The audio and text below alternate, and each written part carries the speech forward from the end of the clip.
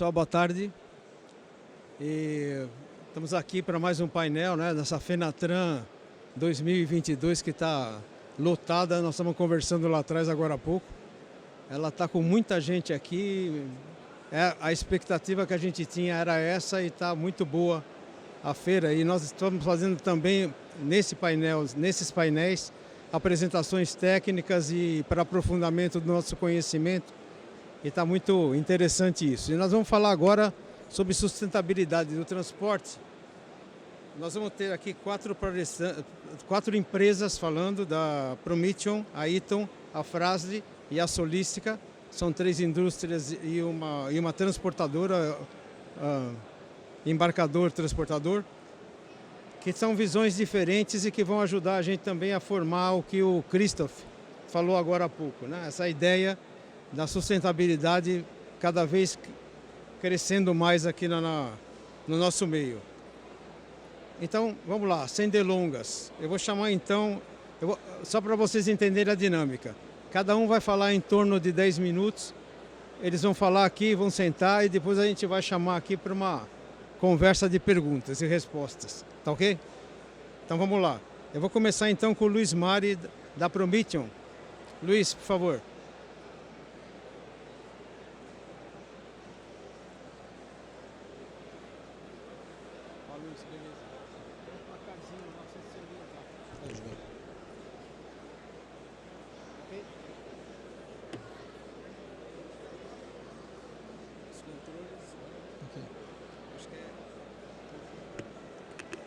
Boa tarde a todos. Vou colocar o fone, a gente fica mais fácil. Primeiramente, gostaria de agradecer o convite e dizer que é um prazer estar aqui, poder passar um pouquinho do conhecimento e aprender também com os colegas presentes. A ideia é trazer um pouco da inovação, da tecnologia do pneu voltado para a questão ambiental de sustentabilidade. Mas antes, eu acho que muitos se perguntam, né, o que é a Prometeon, né? Prometeon, é Pirelli. Eu estive andando aqui um pouquinho pela feira, encontrei alguns amigos aqui, eles perguntaram: "E aí, Luiz, como que anda a Pirelli?" Eu falei: "Então, não é mais Pirelli, né? Agora é Prometeon." Então, o que é a Prometeon, né? A Prometeon a gente brinca um pouquinho que é uma startup, é uma empresa jovem com DNA centenário, né? É uma empresa, ela nasceu então da Pirelli. A Pirelli foi fundada em 1872, em 1929 veio para o Brasil. Em 2015, a Pirelli ela foi vendida por um grupo chinês e em 2017, então, nasce a Prometeon. Então, o que é a Prometeon, né? A Prometeon é uma divisão da Pirelli. A Pirelli ela permanece, né, dentro do mesmo grupo Ken China, voltado para a linha leve, ou seja, pneus de passeio e pneus de moto.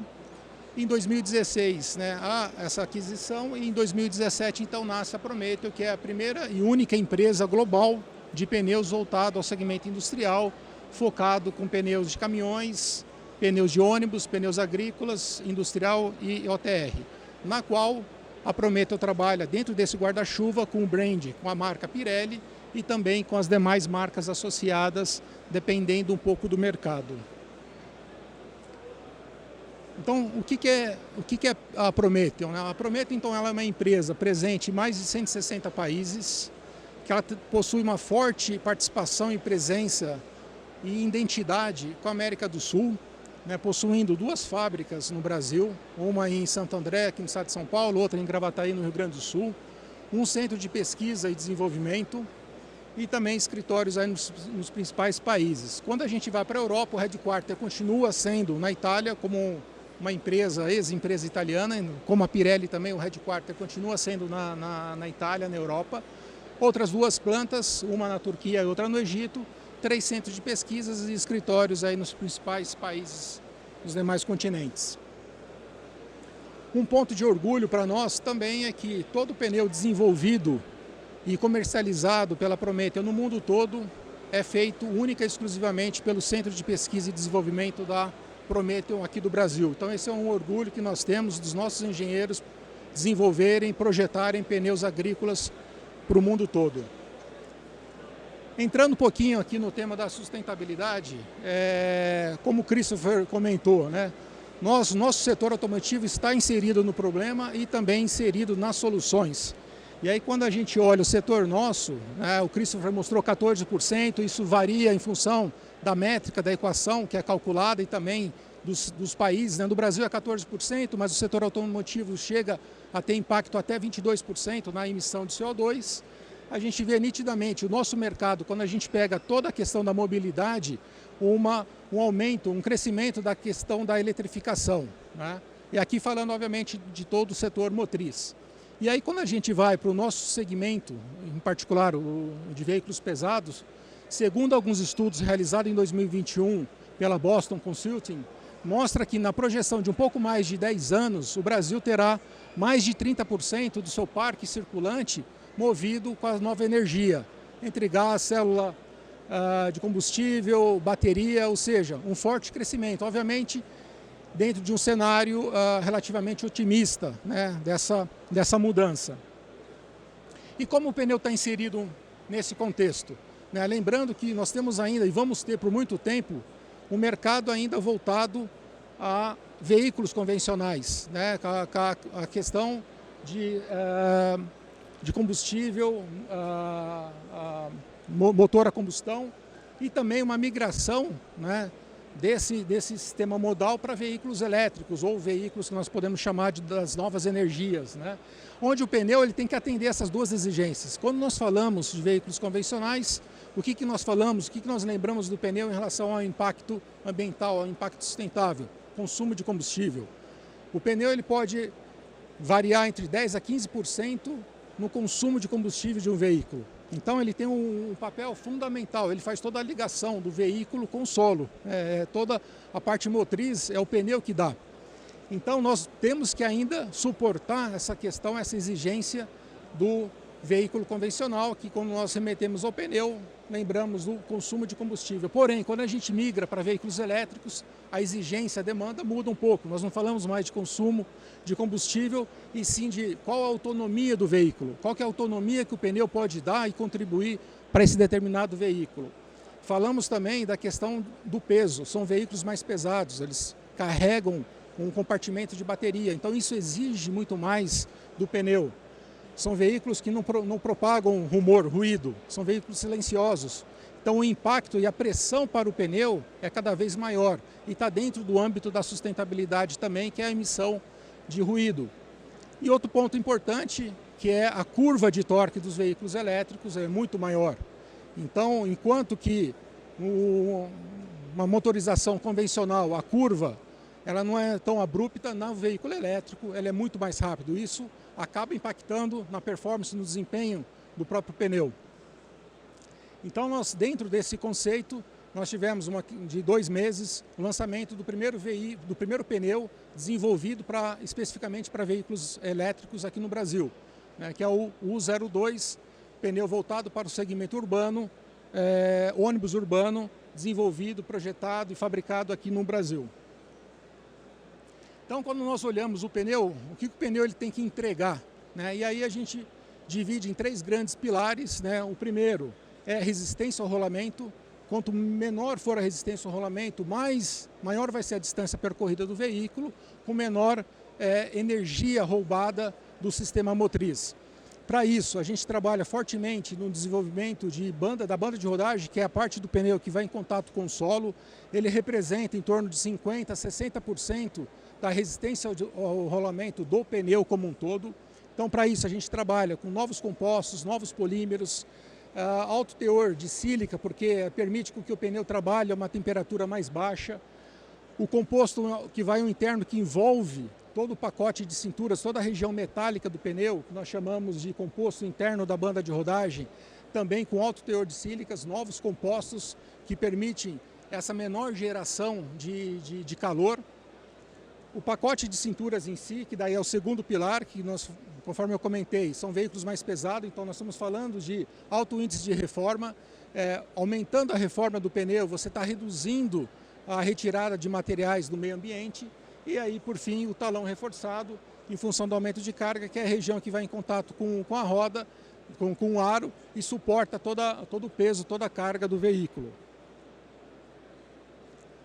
Para isso, então, nós temos algumas frentes de trabalho. Uma frente de trabalho que é a otimização do perfil de desgaste do pneu. Quanto mais regular é o consumo dessa banda de rodagem, maior vai ser o percurso percorrido, o rendimento quilométrico do produto.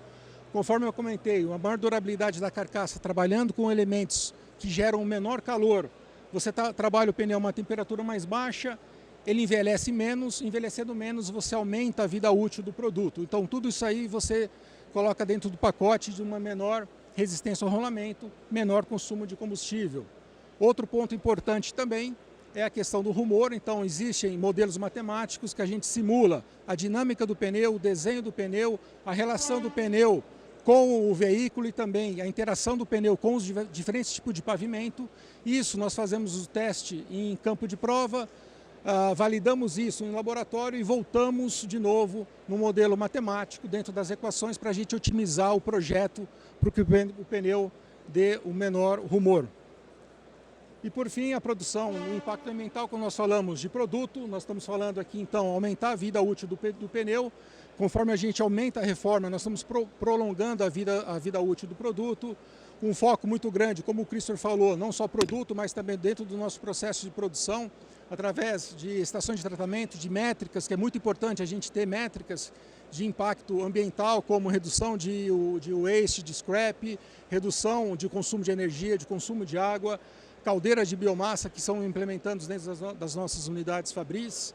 A parceria, quando a gente olha a importância da gente ter uma ligação junto com toda a cadeia de fornecedores, desde dos fornecedores até o cliente final, trabalhando também numa ótica de parceria junto com as universidades, através de materiais de fontes renováveis. E esse é um outro percurso também, um outro pilar importante. E por fim, para finalizar aqui, um grande aspecto importante, nós estamos hoje inseridos dentro do Hub de Inovação do Parque Tecnológico de Santo André, nosso centro de pesquisa da Prometheum, e o fato de a gente estar juntamente com outros parceiros de outros segmentos e essa conectividade nos permite trazer soluções, muitas vezes, incrementais dentro do nosso modelo de negócio. Isso aí, obrigado.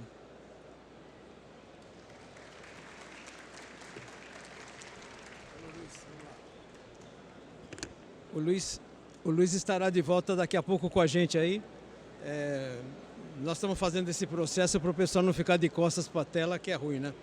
Então agora eu vou chamar o Henrique Ulm. O Henrique é da Eaton. Ele vai fazer a explanação dele aqui por 10 minutos também. Olha, Henrique, boa. Bem, vamos lá.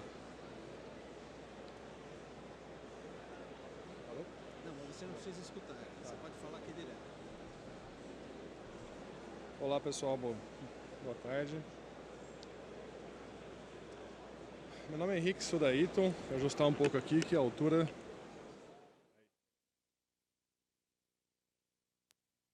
Ok, me ouvem? Sim. Desculpa, fiz um erro aqui. Sou da Eaton Valinhos, 23 anos de indústria de caminhões praticamente. Tá? Vou falar um pouquinho de sustentabilidade e o que a gente tem feito nos últimos anos para melhorar justamente o ponto que o colega da Prometheum falou, que é a redução de consumo, melhoria da autonomia, por assim vai. Tá? Próximo slide, por favor.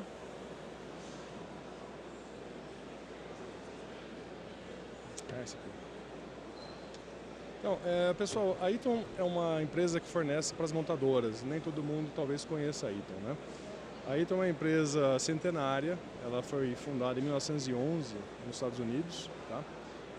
Hoje tem mais de 85 mil empregados. Só no Brasil são por volta de 4 mil. Né? São 19 bilhões de faturamento de dólar no mundo todo. Tá? A Eaton nasceu lá em 1911 como uma empresa de fabricante de eixos e engrenagens, que é o nosso principal core aqui no Brasil até hoje. Mas hoje 60% do faturamento Eaton vem já da área elétrica, apesar de pouca gente saber disso. Tá bom?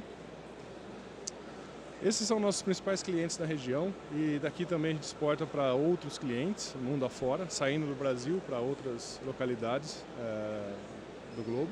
Tá? Tem um portfólio bastante vasto, né? Além das transmissões e embreagens no Brasil, a gente também fabrica componentes de motores. A gente abastece praticamente todos os fabricantes de motor diesel e alguns do ciclo Otto também.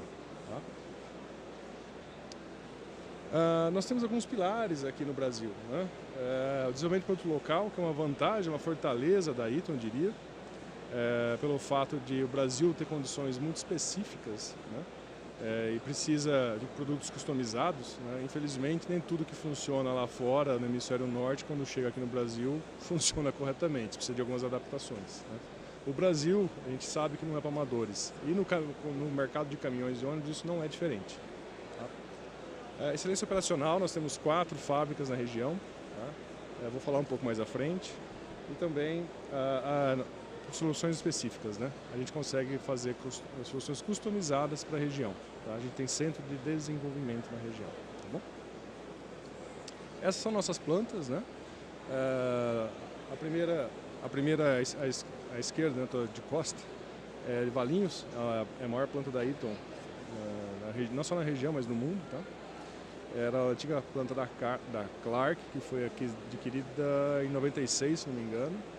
Do lado tem Mojimirim, que é uns 40 quilômetros de Valinhos, é uma fábrica de componentes. A gente faz, além das transmissões Eaton, a gente também fabrica componentes para transmissões de terceiros.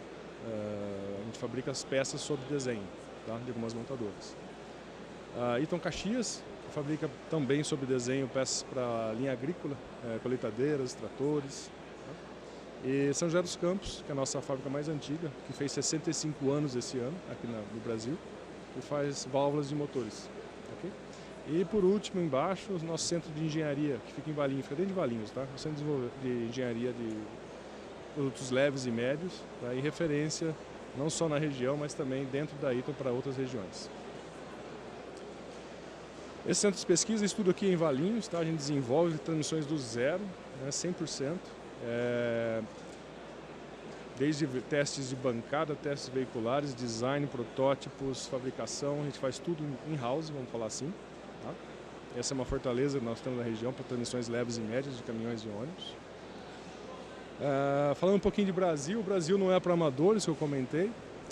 Se vocês verem esse gráfico do meio, ele mostra peso-potência, ou torque-peso, tanto faz, como vocês querem encarar isso. Comparando os padrões do Brasil com os Estados Unidos e Europa. A gente leva mais ou menos o dobro de carga por cavalo. Ou seja, nem tudo que funciona lá fora funciona aqui. Geralmente a gente precisa adaptar, reforçar e customizar. Tá? Além de, claro, né, o Brasil tem muitos outros problemas. Vias precárias. A gente está numa região privilegiada, Sudeste, né, São Paulo, etc. Se você sair Brasil afora, Norte e Nordeste, a situação de vias, infraestrutura é bem complicada. Centros urbanos, estamos num grande centro. Quem não pegou trânsito para chegar hoje aqui? Então, realmente, são fatores complicados do Brasil. Né? E nem todo mundo entende isso.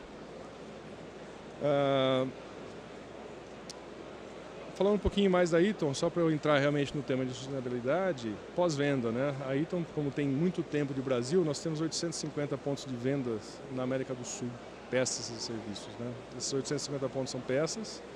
O slide seguinte mostra os nossos postos de serviços. Além da peça, tem a serviço de campo da Eaton, né? De retrabalho, conserto, etc. Tá? Um conceito aqui que às vezes as pessoas confundem e eu gosto de deixar bem claro quando a gente fala de sustentabilidade. Tá? Eu sei que o slide está em inglês, infelizmente não achei a versão em português, não consegui criar. A gente tem que medir emissões de quando ela é produzida, o combustível é produzido, retirado do fundo do oceano, né? Ou até onde ele sai no escapamento. A elétrica é a solução. Depende. Qual é a sua fonte energética? Se você tem uma fonte sustentável, ok, o elétrico é lindo. Se a sua fonte não é sustentável, eu vou mostrar isso no slide seguinte, em outras regiões, você está deixando de poluir onde o veículo roda para poluir em outro canto do país. Então é mais ou menos deslocar aonde você está jogando CO2, mas a poluição continua lá. Esse é o conceito do poço à roda. Então, assim, não é só o veículo que emite. Quando você fura um poço, você emite CO2. Quando você transporta petróleo, você emite CO2. Quando você refina, você emite CO2. Quando você gera eletricidade, se a sua energia não for limpa, está queimando carvão para fazer energia, o seu veículo elétrico é sujo, no fim das contas. Eu gosto de comentar que um veículo a etanol no Brasil, ele polui menos que um veículo elétrico na China. Essa é uma mentalidade que a gente tem que tomar cuidado. Tá? Essa matriz energética mostra bem isso. Tá? O Brasil tem uma faixa verde bastante larga, que é energia renovável, energia limpa. Quando você olha a China, Estados Unidos e Europa, a gente tem uma condição privilegiada. A nossa matriz energética já é muito limpa. Talvez a China, Estados Unidos e Europa vão chegar no que o Brasil tem hoje em 2050. Então nós temos uma condição, vamos falar, estamos à frente, pelo menos nesse quesito nós estamos à frente. Tá?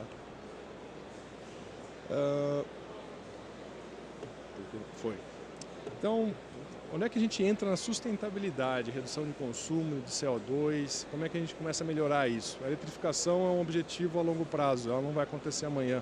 As iniciativas existem, mas a gente tem problemas enormes. O colega comentou do peso, da autonomia, infraestrutura, isso é um caos no Brasil ainda, infraestrutura viária é um problema, imagina a infraestrutura de recarga. Tá? Então assim, o que a gente consegue fazer já? O que já é realidade, o que é possível? Transmissão automatizada, você tira o motorista da jogada, na troca de marcha. Você remove o pedal de embreagem, remove a alavanca de câmbio e deixa um cérebro eletrônico fazer isso. Tá? Ele vai trocar a marcha na melhor hora possível, na melhor condição do motor, com o menor consumo possível, condições perfeitas. Evita erros do motorista e troca sempre na melhor curva de torque do motor. E essa é uma realidade. Isso já está na rua. Tá? Nada, um sistema convencional desse, que já existe, é pelo menos 5% de redução de consumo. O que muda numa transmissão automatizada? Basicamente, mecanicamente, ela é igual, tá? Interna. Se você abrir uma caixa manual, abrir uma caixa automatizada, internamente ela é idêntica. Ela tem um atuador de embreagem, que faz o papel do pedal de embreagem, e tem um atuador de seleção e troca de marcha, que faz o papel do braço direito do motorista. Tá? E tem um cérebro, obviamente, eletrônico, que conversa com o motor e conversa com a central do veículo. Então existe uma eletrônica embarcada bastante grande já. Tá?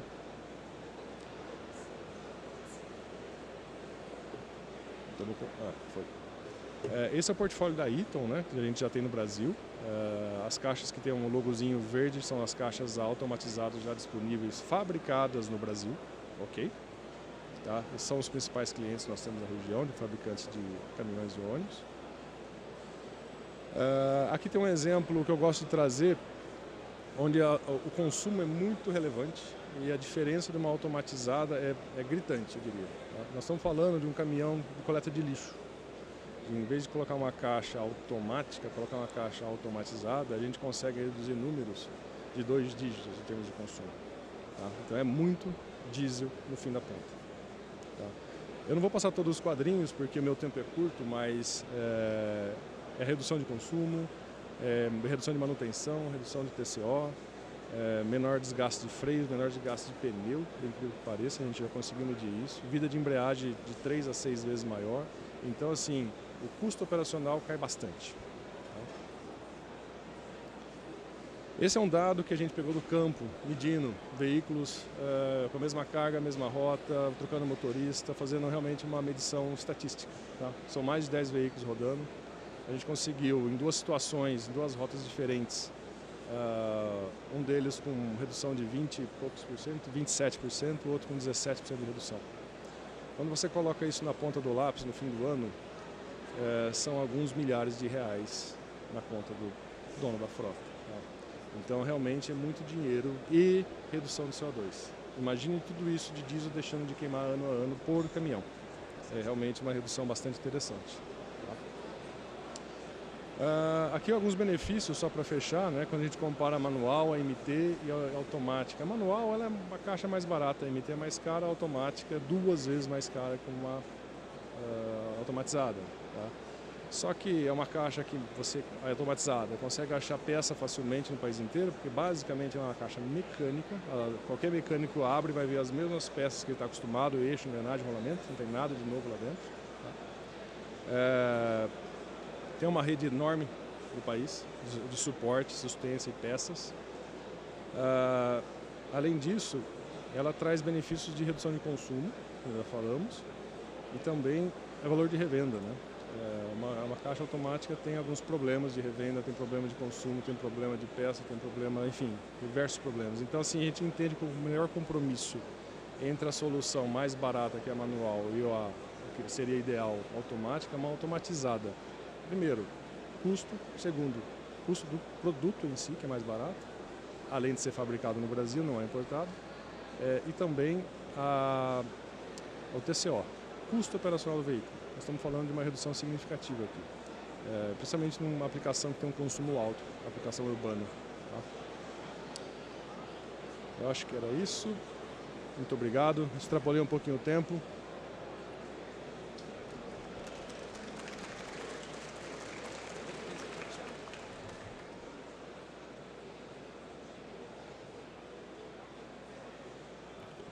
Ok, obrigado, Henrique. E agora então vamos chamar o Alexandre Casario da Fras-le. Por favor, Alexandre.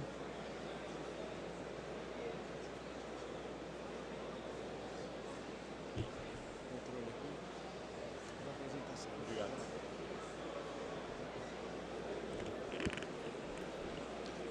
Boa tarde, pessoal. Então, meu nome é Alexandre, eu estou aqui pela Fras-le para falar especificamente sobre a Fras-le Smart Composites, que é uma pequena parte dentro da organização como um todo. É um prazer para mim estar aqui falando desse tema, né, de sustentabilidade com vocês, mostrar um pouco do que a Fras-le está fazendo para contribuir com essa agenda que é tão preciosa para todos nós, que é tão importante para todos nós, né? Nós temos internamente uma campanha, nosso negócio está intimamente ligado ao movimento, ao controle de movimento. Então nós temos a nossa campanha, o que nos move, né? O foco do cliente é o que nos move, inovação é o que nos move, sustentabilidade é o que nos move. Então, falar um pouco sobre materiais compostos na indústria automotiva, com foco na indústria de equipamentos e veículos para o transporte e também no negócio de serviços de transporte. Então, tem uma mensagem, indo direto ao ponto, que eu gostaria que vocês ficassem com ela, é a mensagem que eu quero transmitir para vocês hoje aqui. Nós acreditamos que os materiais compósitos fazem parte do futuro da indústria automotiva. Eu não vou gastar tempo explicando o que são materiais, mas apenas como um pequeno nivelamento de conceito. Nós temos naturalmente, três tipos de compósitos. Nós separamos os materiais em três famílias, de metais, cerâmicos e polímeros. Mesmo para quem é leigo, né, se prestarmos atenção, você consegue perceber algumas diferenças entre eles, né? Metais altamente, de forma geral, condutivos termicamente, condutividade elétrica. Materiais cerâmicos, isolamento elétrico, isolamento térmico. Materiais poliméricos, uma resistência térmica baixa, né? Todo mundo consegue queimar plástico. Então, essas são três famílias de materiais puros, eu diria assim. E quando surge um material compósito? Quando nós conseguimos engenheirar um material diferente, nos utilizando de diferentes materiais, combinando diferentes materiais de naturezas diferentes, otimizando propriedades, buscando trazer sinergia de propriedades para um material novo, e aí é que surge um material compósito. Vocês certamente já viram eles em algum lugar, principalmente em laminados, né, de fibras, né, com polímeros. Todo mundo já ouviu falar de fibra de carbono, fibra de vidro, fibra de basalto, materiais e componentes feitos a partir de material compósito. A indústria aeronáutica se utiliza muito da leveza que esses materiais, das vantagens que esses materiais oferecem para buscar eficiência de carga transportada há um bom tempo. A indústria náutica também se utiliza desses materiais há bastante tempo, buscando hidrodinâmica, aerodinâmica, eficiência.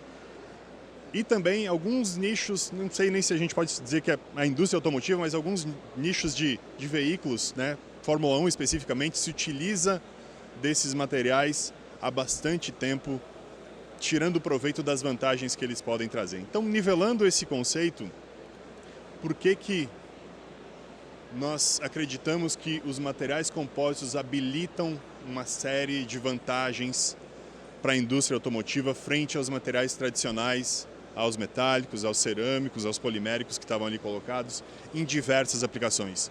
Tem uma série de aspectos que mostram isso, que são responsáveis por essas vantagens. Nós conseguimos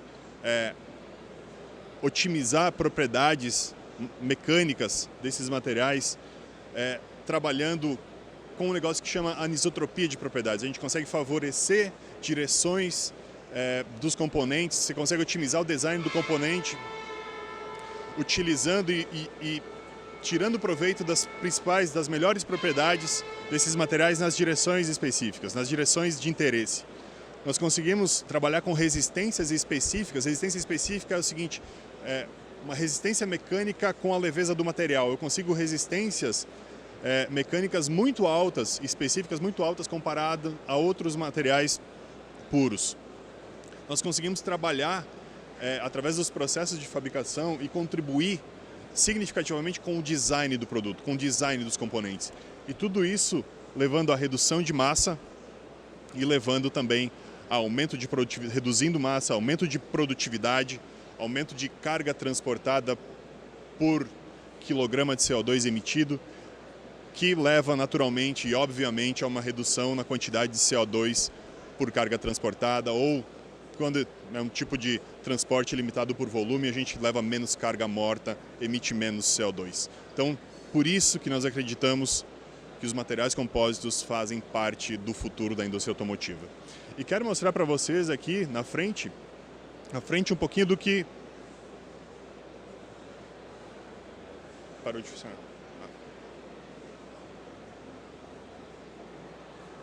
Do que estamos fazendo na Fras-le Smart Composites para ajudar a tornar isso realidade, para ajudar a indústria automotiva a trazer esses materiais para a sua realidade. Aqui tem um case específico, né, que a gente trabalhou junto com uma empresa parceira, Randon Implementos, que está aqui, inclusive vocês podem ver esse produto. Esse produto, esse componente é um suporte de paralamas, um componente tão pequeno, talvez pouco percebido no veículo, mas com 12 desses componentes, numa caçamba Randon nós conseguimos tirar 26 quilos. Representa, frente ao componente anterior, metálico, representa uma redução de 61%. Esse é o nível de redução de massa que a gente consegue, que a gente tem conseguido na nossa jornada com materiais compósitos. Um outro case que também está aqui, mais no final da rua, aqui num veículo sendo apresentado, no veículo Euro 6 da Fenatran, a mesma substituição, mesmo case, mesma jornada, suportes de paralamas tão pouco percebidos, eram tão pouco percebidos, nós conseguimos reduzir também em torno de 40 quilos no veículo Euro 6, comparado com os suportes anteriores que eram metálicos. E eu digo eram tão pouco percebidos porque se vocês tirarem o capricho de olharem o veículo, vocês vão perceber que até mesmo não é apenas a questão da redução de massa. Se vocês perceberem ali na foto do caminhão, na parte direita tem o suporte metálico, na parte da esquerda tem o suporte em material compósito. Ele conversa com o desenho do caminhão. Além de tudo, ele traz essa vantagem. Nos traz uma liberdade de desenho, uma liberdade de forma que permite tirar um proveito maior do design, para que ele converse com o caminhão nesse sentido também. Então esses são dois cases que já estão, digamos assim, implementados com a Randon, que eu mostrei anteriormente desde o ano passado, esse com esse cliente de caminhões a partir do ano que vem. E eu quero citar um pouquinho aqui também como é que nós estamos fazendo essa jornada. Essa jornada é muito embasada em pesquisa e desenvolvimento. Não é tem uma barreira de geração de informação, de pesquisa, de geração de conhecimento para habilitar esse tipo de tecnologia para a indústria automotiva. A gente não tem como sair de perto da academia, sair de perto das ICTs. Então, nós temos muito próximo de nós o IHR, que é o Instituto Hercílio Randon, é uma ICT que serve basicamente a empresas do grupo Randon, a Fras-le é uma delas, e a Fras-le utiliza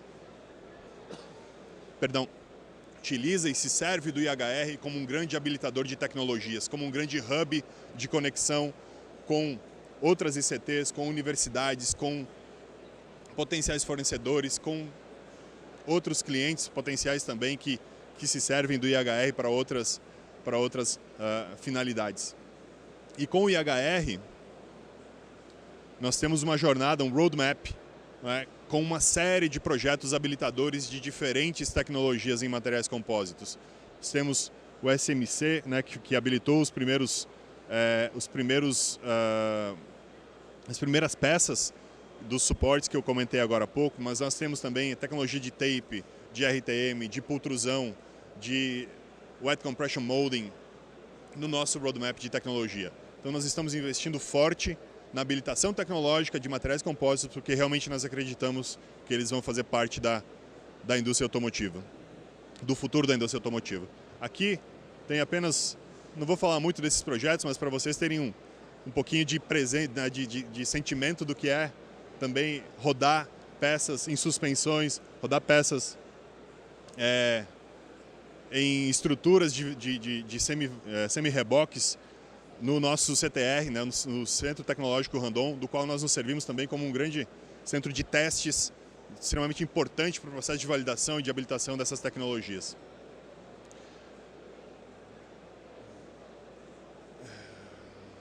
E assim eu termino, né? De novo, grande mensagem que eu quero deixar para vocês. Nós acreditamos que os materiais compósitos fazem parte do futuro da indústria automotiva. Estamos aqui para discutir e falar a respeito disso e de sustentabilidade. Obrigado.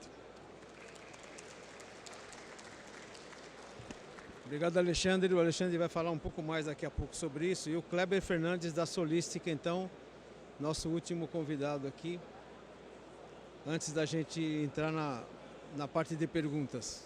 Vamos lá. Obrigado. Olá, boa tarde a todos. Pessoal, sou Kleber Fernandes, diretor de qualidade, HSE, regulatórios do Grupo Solistica.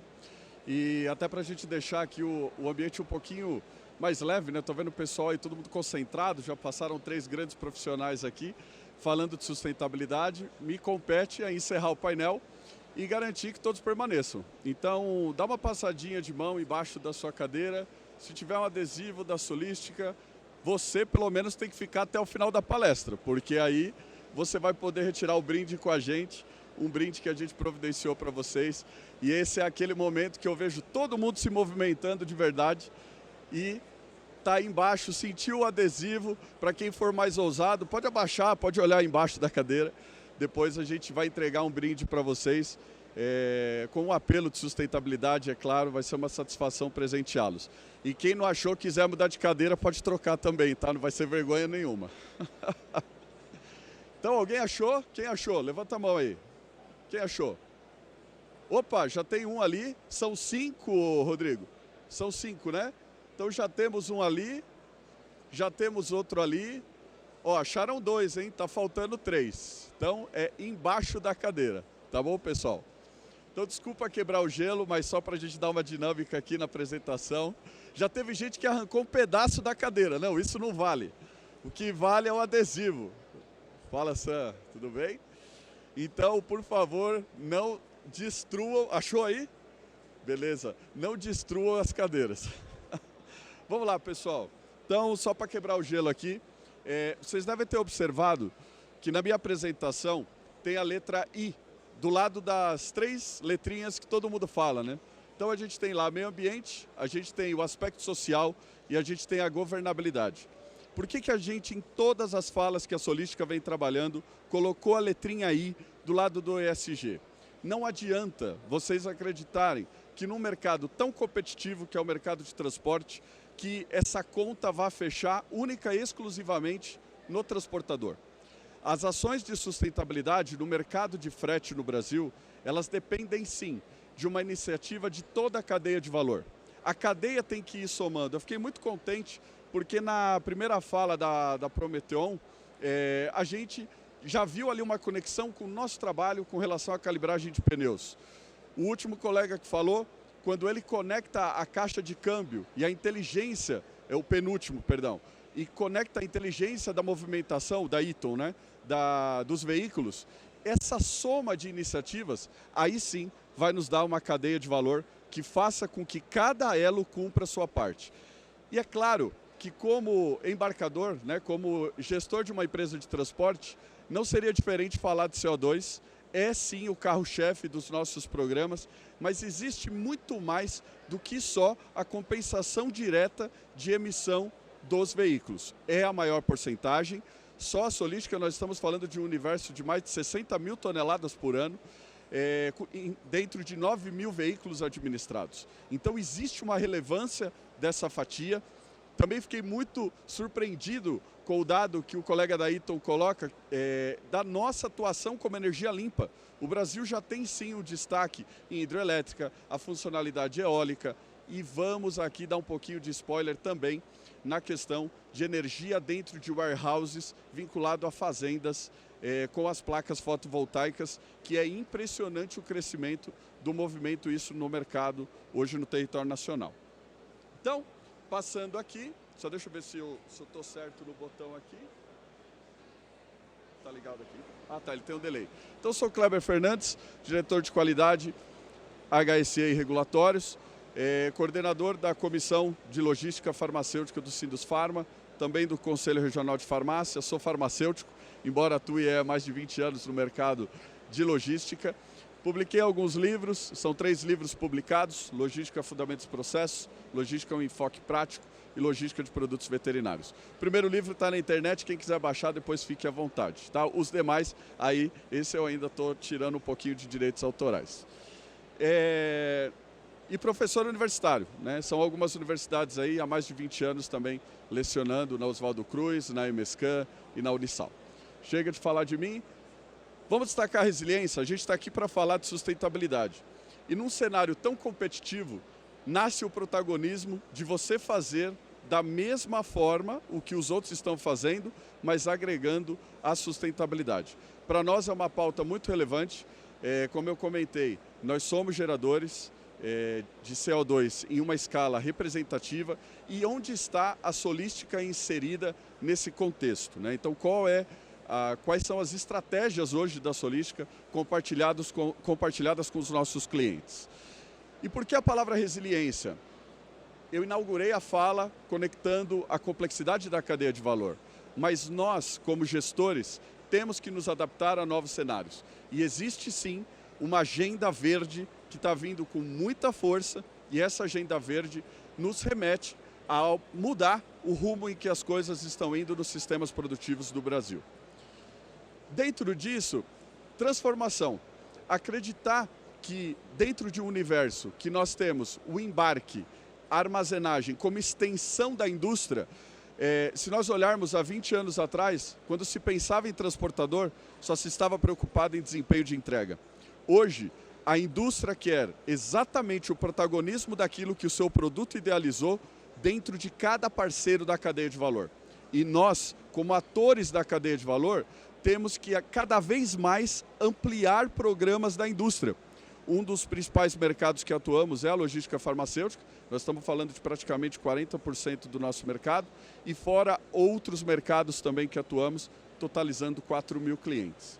Então, transformação é a palavra. Nós estamos sim num momento que a Agenda Verde potencializa isso, além de tudo que já sabemos, como blockchain, indústria 4.0, a necessidade de informação a todo momento. Então, a tecnologia hoje, em transportar e armazenar, não se remete única e exclusivamente à qualidade do veículo que você está, mas sim na prestação de serviço e como que você agrega valor no desenvolvimento dessas atividades. E aí, a gente se vê dentro de armazéns, com uma complexidade de um país que tem 14% das estradas asfaltadas, e como fazer tudo isso somando na nossa agenda a sustentabilidade. Um cenário de trade-off, né? Quem mais investe, o seu frete fica mais caro. Quem conecta mais programas, o seu frete fica mais caro. Então, a conexão do frete estar aumentando não pode estar resumida única e exclusivamente ao preço do combustível, mas sim o que os transportadores estão agregando valor. A logística reversa, a gestão da informação, a compatibilidade de produto, fazendo com que a capilaridade no cenário nacional se torne cada vez mais efetiva. Transportar mais consolidado, e sabemos que temos um vínculo do modal rodoviário muito forte no território nacional.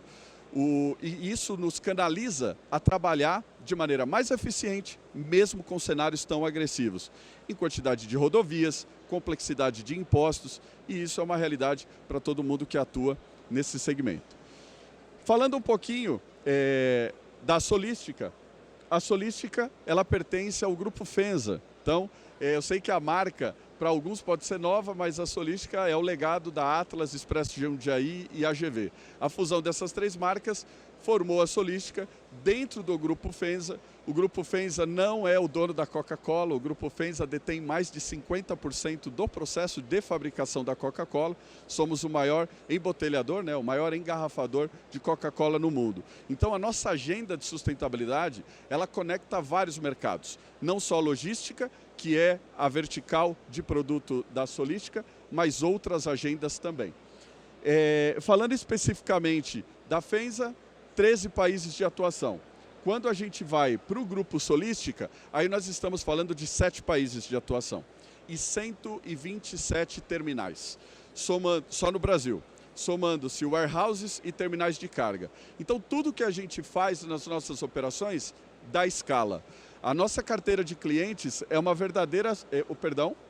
a nossa carteira de clientes é praticamente uma supply chain, né? Então, muitos de vocês aí que estão sentados provavelmente estão aqui dentro desse portfólio, que são mais de 4.000, mas que aqui nós colocamos as marcas transversais, marcas que estão aí em mais de um país. Eu pulei aqui a geografia.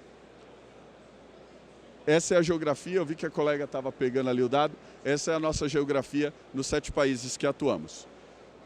Nossa missão e visão, ser o operador logístico que mais agregue valor e seja o favorito nas operações da América Latina. Falando especificamente de Solística, são 23.000 colaboradores, 4.000 clientes e uma malha que tem aí uma capilaridade no território nacional que ultrapassa mais de 5.000 municípios.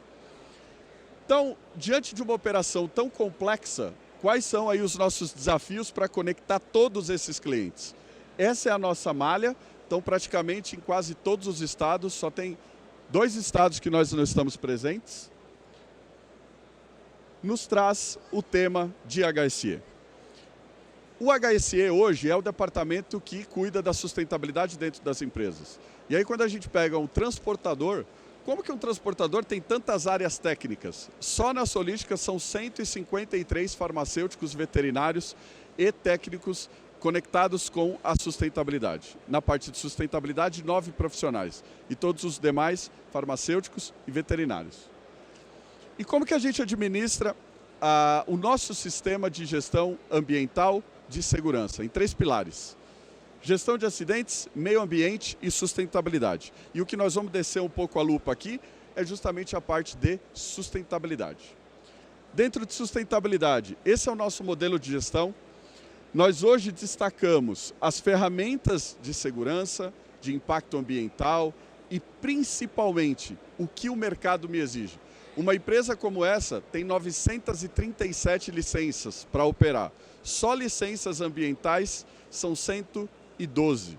É uma quantidade muito grande para você transportar esse portfólio de produto que reúne químicos, farmacêuticos, automotivo e uma diversidade que nos coloca ali numa situação quase que um credenciamento de indústria. Dentro desse processo, a agenda de sustentabilidade ela atinge um protagonismo para nós nas seguintes famílias. Vamos falar da parte de gases. O que a Solística está fazendo em relação a gases e emissão de poluentes? Compra de crédito de carbono. Eu vi a colega que antecedeu aqui, não sei se todos acompanharam a palestra, também falando desse mercado. O Brasil é uma verdadeira agência bancária de compra de crédito de carbono. Esse mercado está crescendo numa velocidade absurda e o crédito crescendo a 40% ao ano o valor.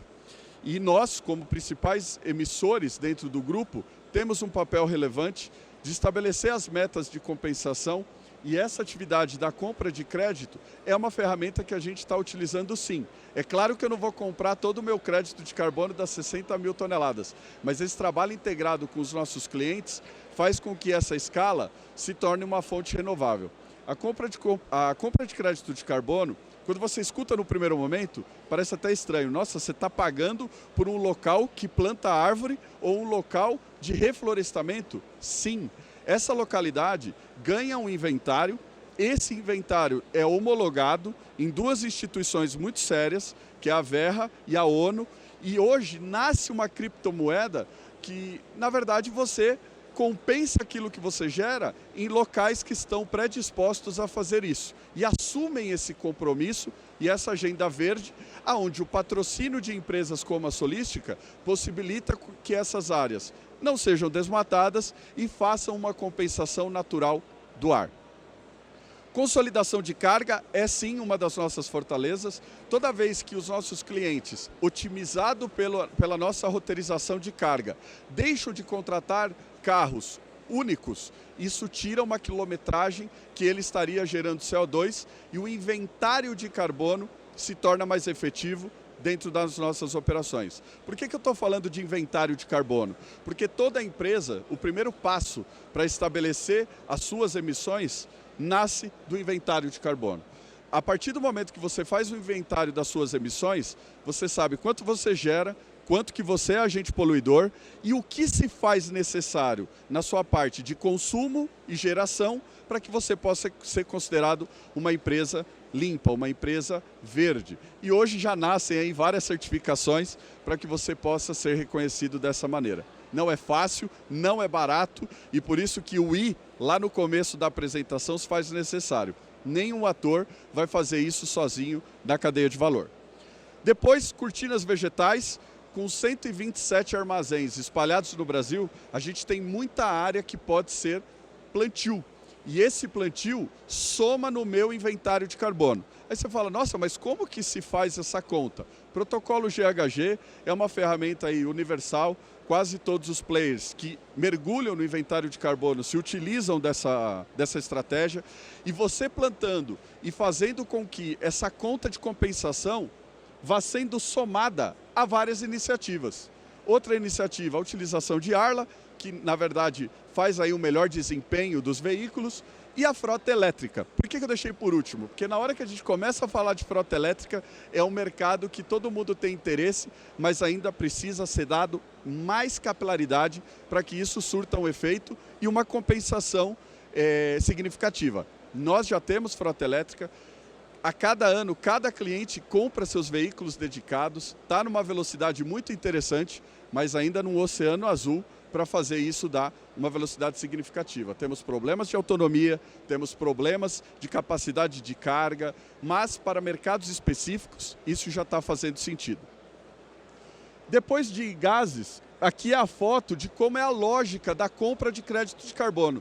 Infelizmente aqui são só alguns minutos, mas daria uma pauta inteira para a gente trabalhar com vocês, como que isso é subsidiado por uma empresa, você compra o título e hoje se torna uma fonte de receita, inclusive para os geradores. Depois, o consumo interno. Poxa, mas você está falando tanto do externo, né? Mas e dentro das suas instalações, o que vocês fazem? Solística esse ano vai alcançar 1 milhão de tampinhas, agora em dezembro, de coleta 100% espontânea. O que é coleta espontânea? Engajamento também dos nossos colaboradores. Quando a gente implantou o Papa Tampinha, isso me favorece com que eles descartem o plástico, o papelão, no local certo. E nós hoje temos números que atingem 2.000 toneladas de itens reciclados, porque eu tenho muito plástico, eu tenho muito papelão, que é proveniente dos nossos clientes quando a gente faz a desova de carga. Então, pensando em gestão de consumo, quais são nossas iniciativas? Reciclagem, hoje, é uma fonte de receita na companhia e não mais um problema. Nós vendemos os nossos resíduos. Existem empresas especializadas que compram isso, fazendo inclusive a gestão do seu resíduo. Depois, a nossa destinação final, hoje, é com tratamento e não simplesmente destinar a aterros. Lixo orgânico eletrônico não destinado a aterros e junto com essa mesma empresa, que eu posso até falar o nome do nosso parceiro, é a RCR, controla todo o nosso inventário de resíduos. Qualificação dos fornecedores, termo de conduta com todos eles e gestão de consumo de água e energia elétrica nas nossas operações. São sites muito grandes. E é impressionante como a gente aprende, né, com esses dados. Na pandemia, nós reduzimos em mais de 40% o nosso consumo de água. Por quê? Nossa equipe estava em home office, descarga. E aí quando você faz um trabalho só de calibrar as descargas e as torneiras da companhia, você se surpreende com os dados de redução que você consegue quando você começa a atuar aonde você gera de resíduo. Não só pensando na sustentabilidade, que é a pauta principal, mas também sim em compensação financeira. Aqui o nosso engajamento também em campanhas sociais, e hoje os nossos armazéns estão nascendo com espaços ecológicos provenientes de madeira de demolição, energia renovável, está se tornando os espaços de descanso dos nossos colaboradores, além de campanhas ao qual a Solística é protagonista. Aqui um pouquinho da nossa frota elétrica, é uma realidade. Na Colômbia, a gente já está fazendo last mile de bicicleta. Tive muita dificuldade e resistência de entender a ideia, porque aqui no Brasil a gente tem uma preocupação com a bicicleta, mas depois de um ano rodando sem nenhum acidente, em pequenas entregas na ponta, esse projeto é um sucesso na Colômbia hoje e a gente está avaliando trazer para o Brasil, porque a gente sabe que no Brasil, quando a gente vê os motoboys andando, as bicicletas como se deslocam nas nossas vias muito bem pavimentadas, dá um frio na barriga para trazer. E depois, aqui alguns carros que já foram entregues, as vagas verdes. Não adianta só ter o carro, tem que ter as vagas verdes. E a gente deixa essa frase para encerrar. E desculpe pela velocidade, mas é que aqui já levantou 5 plaquinhas para mim, que a gente tem que ir para o painel. A sustentabilidade não é um ato, mas é uma cultura que a Solística acredita em promover de maneira integrada aos nossos clientes, à sociedade. Então, plantem essa ideia. Muito obrigado. Você já pode sentar. Então vamos chamar aqui rapidamente ao palco Alexandre, Henrique, Luiz.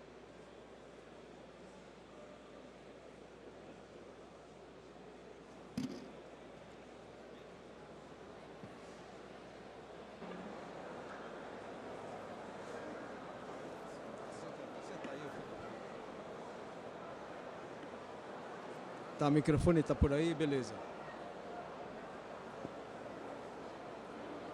Pessoal, aqui devido ao adiantado da hora eu vou ter pouco tempo de pergunta, né? Mas depois vocês podem pegar eles para conversar mais um pouco, porque tem assunto é bastante rico. E eu vou começar com a Prometeon. A primeira pergunta. Luiz. Pois não. Você falou sobre os pneus para veículos elétricos, né? Isso, vocês já estão comercializando isso no mercado e a utilização dele, você já tem alguns resultados práticos sobre isso? Sim, boa pergunta. Sim, a resposta é sim. Nós estamos comercializando, conforme eu comentei. Há 3 meses nós lançamos o primeiro veículo, o primeiro pneu voltado para o veículo elétrico no mercado nacional. É um trabalho de 3 anos realizado juntamente com uma montadora, voltado inicialmente para o segmento de ônibus urbano, porque nós acreditamos ser o primeiro segmento, né, que vai demandar a exigência de veículos elétricos, até por uma questão de autonomia, uma questão de controle e uma questão também de exigências de políticas públicas, né, no segmento voltado para segmento de ônibus passageiro. Então, sim, nós já temos esse primeiro pneu desenvolvido aqui no Brasil. Somos a primeira empresa pneumática a desenvolver o pneu e comercializar esse produto e já está disponível, conforme eu comentei, né, para atender aquelas exigências, seja de índice de carga, resistência ao rolamento e a questão também de rumor. Tá, ok. Então, mais uma pergunta. O pneu como um ponto importante na parte de emissões de CO2, né, por causa do consumo de combustível, existe um bom gerenciamento de pneus por parte das empresas no Brasil? Como é que você classifica isso, as empresas de transporte? Eu diria que o Brasil, ele, olhando alguns mercados, até inclusive alguns mercados um pouco mais evoluídos do que o nosso, em relação ao âmbito econômico, o nosso mercado não deixa nada a desejar, né? O problema do nosso mercado é a dimensão dele, então nós temos de tudo um pouco. Se nós pegarmos as grandes empresas, sim, eles têm controle, eles sabem da importância do pneu na composição do seu custo, do custo total. Conforme eu comentei, o pneu ele pode impactar de 10% a 15% só na questão de consumo de combustível e tem o segundo ou terceiro maior custo operacional dentro de uma empresa.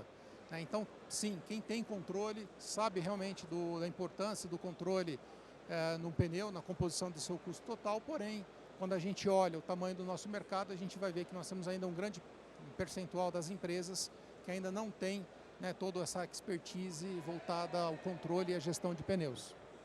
Tá ok, obrigado. Henrique, Você falou bastante sobre a Eaton e sobre o produto da Eaton, né, na utilização de caminhões e tal. Internamente, dentro da área Fabril, como é que está a situação de sustentabilidade dentro da área Fabril? Boa pergunta, Wagner. A Eaton tem a meta, globalmente falando, de reduzir emissões de CO2 em 50% até 2030, tá? Olhando a parte Fabril, manufatura. Olhando um pouco mais aqui a nossa realidade do Brasil, as nossas 4 plantas aqui já são aterro zero. Esse ano, em 22, nós conseguimos chegar nesse nível de aterro zero. Nós não temos nenhum descarte de produto que não seja reciclado ou reusado. Então é tudo realmente, nada vai para aterro, tudo reciclado ou reusado. Então esse ano a gente conseguiu atingir essa meta aqui no Brasil, o que é uma meta bastante interessante. E já há algum tempo a gente também não tem nenhum descarte de efluente para a rede pluvial. É 100% tratado dentro das plantas da Eaton. Tá, obrigado. O Alexandre, falando um pouco, né, você discorreu bastante sobre o compositor, né, que é um material bastante interessante. Você fala que esse é o futuro e o que está trabalhando, o que a Fras-le vem trabalhando mais para frente ainda sobre desenvolvimento desse material. Eu gostaria que você falasse um pouco também de um centro de desenvolvimento que vocês têm lá no Sul, que ajuda muito o desenvolvimento geral, né? Certo. Começando, né, da tua primeira questão, nós realmente acreditamos que os compósitos eles fazem parte do futuro da indústria automotiva, porque nós conseguimos, a partir de cases e de oportunidades presentes, tirar proveito daquela combinação de vantagens que eu mostrei ali antes, desde design, otimização de propriedades, maximização de resistências, redução de massa, aumento de produtividade no serviço, né, quando você transporta mais carga com tendo uma tara menor. Então, realmente nós acreditamos nisso. A jornada ela é ampla, é longa, é complexa, né, como o colega aqui comentou do slide dele, a gente poderia passar a tarde falando a respeito disso. Ela passa desde o processo, né, ou a dinâmica de pesquisa e desenvolvimento, né, isso não é os próprios materiais compósitos têm uma jornada ESG própria na realização deles, né?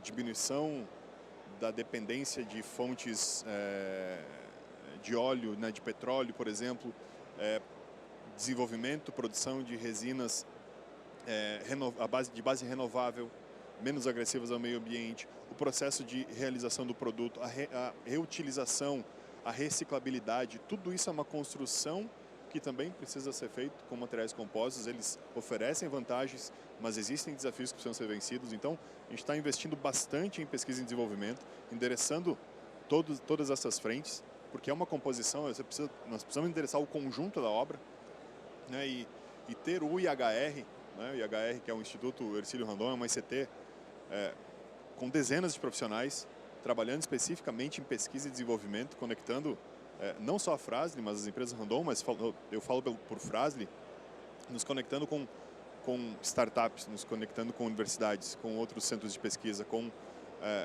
no Brasil e no exterior, né, e a utilização e a presença, né, do Centro Tecnológico Randon certamente é uma força e ajuda imensamente, né, é incomensurável a grandeza e a importância do Centro Tecnológico Randon e com todos os recursos que ele tem.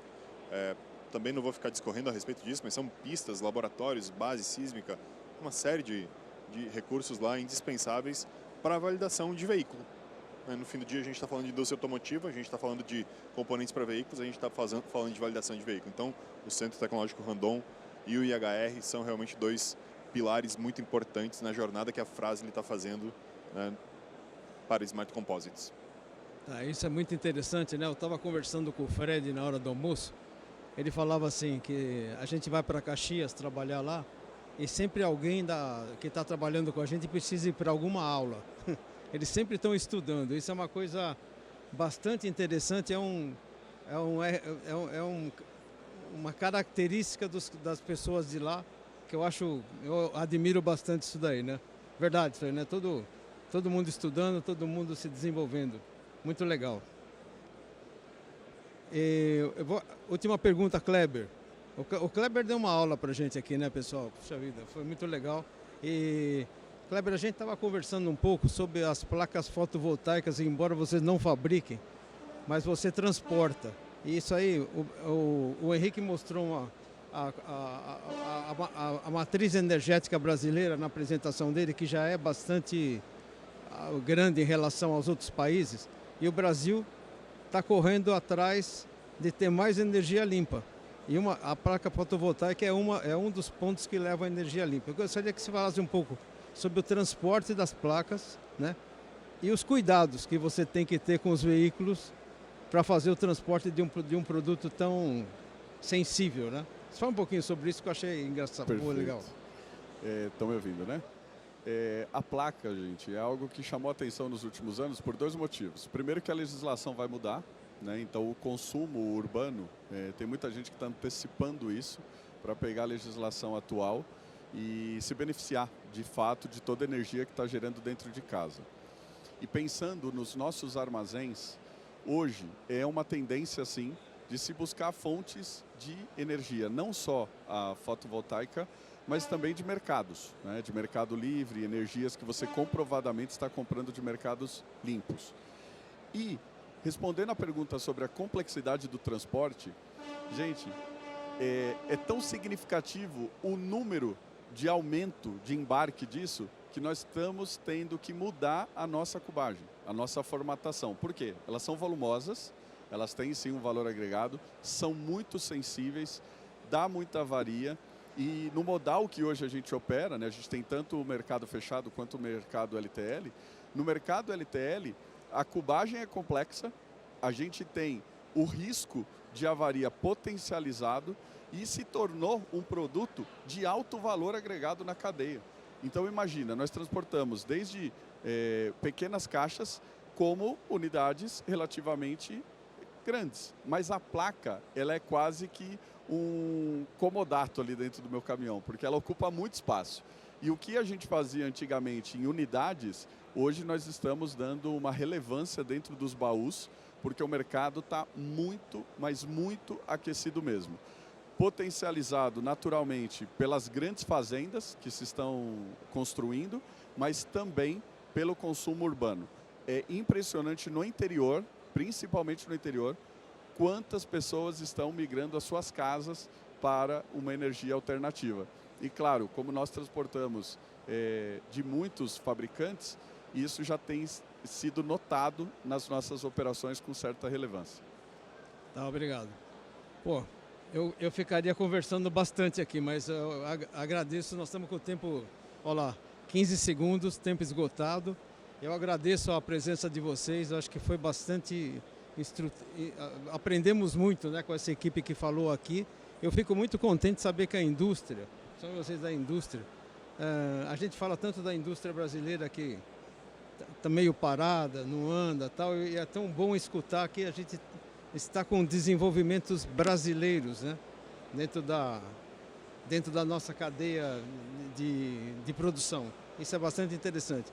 E um operador logístico também que mostra como a preocupação do transportador em cima da questão da sustentabilidade. Acho que foi uma aula.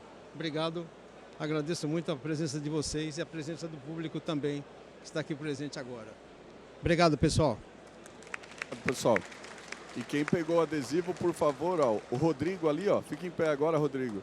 Pode procurar o Rodrigo para retirar os seus brindes, tá bom? São 5 adesivos. Eu só vi 3 mãozinhas levantadas. Então tem 2 cadeiras perdidas aí. Não vale quebrar cadeira, tá? Olha, legal.